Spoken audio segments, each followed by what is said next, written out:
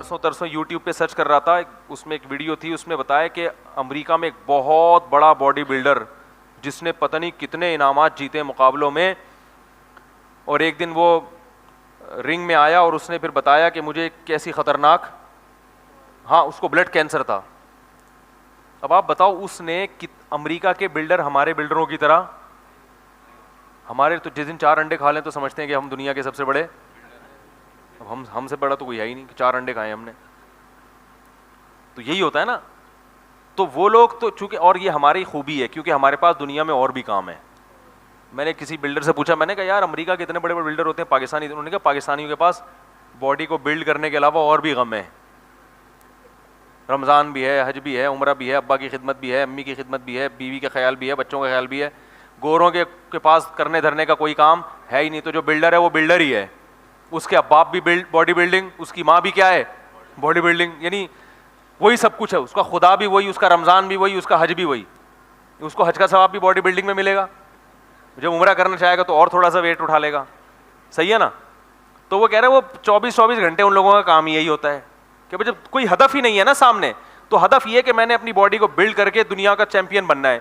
تو اب وہ صبح گھسے گا جم میں, پھر پولیس آئے گی اس کو نکالنے کے لیے, باہر آ جا بھائی بہت ہو گئی.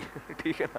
پھر جب وہ سوتے ہیں, کیونکہ باڈی بلڈر کو سونا زیادہ پڑتا ہے, تو گھوڑے بیچ کے سوتے ہیں, فجر ظہر عصر مغرب عشاء کا کوئی پرواہ نہیں. ان کو ڈاکٹر نے بتایا تو اتنی دیر تم نے ایکسرسائز کی ہے تو اب اتنی دیر سو جاتا ہے. ہم سوئیں گے, ابا آگے ایک لات مار کے اٹھائیں گے, اٹھ بے تجھے میں نے انڈے لینے بھیجا تھا, کیا کر رہا ہے تو, کیا خیال ہے بھائی, اب جنت بھی ہے نا, اب جہنم بھی ہے. تو ہم اٹھیں گے, ابا کیا مسئلہ ہے. انگریزوں کے ابا ابا کی ٹینشن انہوں نے پالی بھی نہیں ہے. ٹھیک ہے نا. تو وہ کہہ رہے ہیں یہ ٹینشن میں, تو وہ سوتے ہیں. تو سوتے ہیں, جب کھانے پر آتے ہیں ڈاکٹر بتاتا ہے بھائی آپ کو اتنے پروٹین لینے ہیں یا اتنی کیلوریز لینی ہے, تو وہ گورنمنٹ سے منظور کرا لیتے ہیں, کیونکہ گورنمنٹ بھی کہتی ہے بھائی کچھ لوگ ملک کا نام اس لحاظ سے اونچا کریں, تو پھر گورنمنٹ کی طرف سے ان کے بکرے منظور ہوتے ہیں. پھر وہ گورنمنٹ ان کو وہ پھر کھا رہے ہیں, پھر بکرے کھا رہے ہیں. ہم کھائیں گے بکرے تو بچوں کو کیا کھلائیں گے بھائی. تو وہ پاکستانی بلڈر تھے, انہوں نے کہا بھائی ہمارے ساتھ مسائل ہیں, ان کے پاس دنیا میں اس کے علاوہ کوئی غم ہے ہی نہیں, لہٰذا وہ بھائی یہی. تو میں یہ کہہ رہا تھا دیکھو امریکہ کا اتنا بڑا بلڈر جس کے پاس اس کے علاوہ کوئی غم نہیں, اس نے صحت کا کس قدر خیال کیا ہوگا. جس کا ہدف اور جس کی کامیابی کیا ہے, وہ کامیابی اسی چیز کو, اس کی جنت بھی یہی, اس کا حج بھی یہی, اس کا عمرہ بھی یہی, تو سب کچھ یہی ہے. تو اس نے کتنی اسٹرگل کی ہوگی.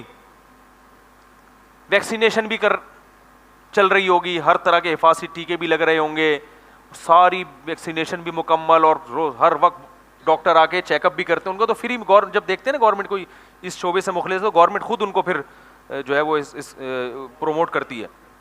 تو ساری چیزیں مل رہی ہیں, مگر کتنی خطرناک بیماری, بلڈ کینسر.